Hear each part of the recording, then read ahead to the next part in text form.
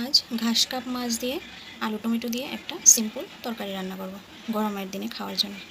ঠিক তেল গরম হয়ে গেছে,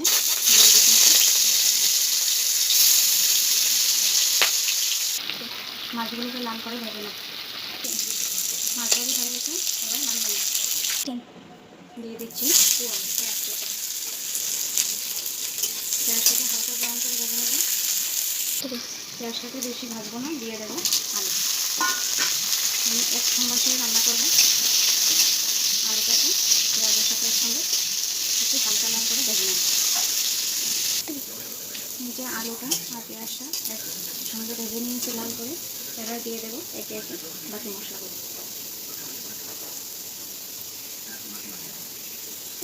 জিরে বাটা, জিরে দেবো বাটা, পেঁয়াজ বাটা,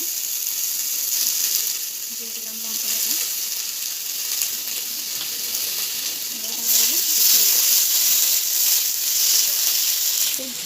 হলুদ গুঁড়ো, কাশ্মীরি লঙ্কা গুঁড়ো। এবার ভালোভাবে সবটাকে একসঙ্গে কষিয়ে দিই।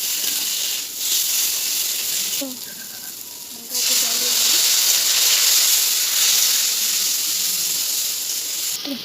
মশলাটা কষানো হয়ে গেছে, মশলাটা তেল ছেড়ে দিয়েছি।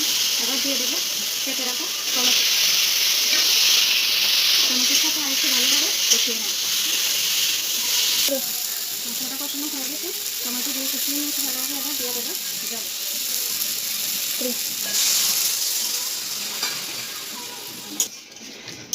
জল দিয়ে দিলাম, দিয়ে দিচ্ছি নুন, দিয়ে দিচ্ছি স্বাদ মতো নুন। এবার ভালোভাবে ফুটতে দেবো। আলুটাকে হালকা ঢাকা দিয়ে সেদ্ধ করে নিয়েছি, ঢাকাটা দেখানো হয়নি। এবার নুন দিয়ে ভালোভাবে ফুটতে দেবো, তাহলে টমেটো আলু দুটোই খুব ভালোভাবে সেদ্ধ হয়ে যাবে। ঝোলটা ভালোভাবে ফুটে গেছে, দিয়ে দেবো মাছ।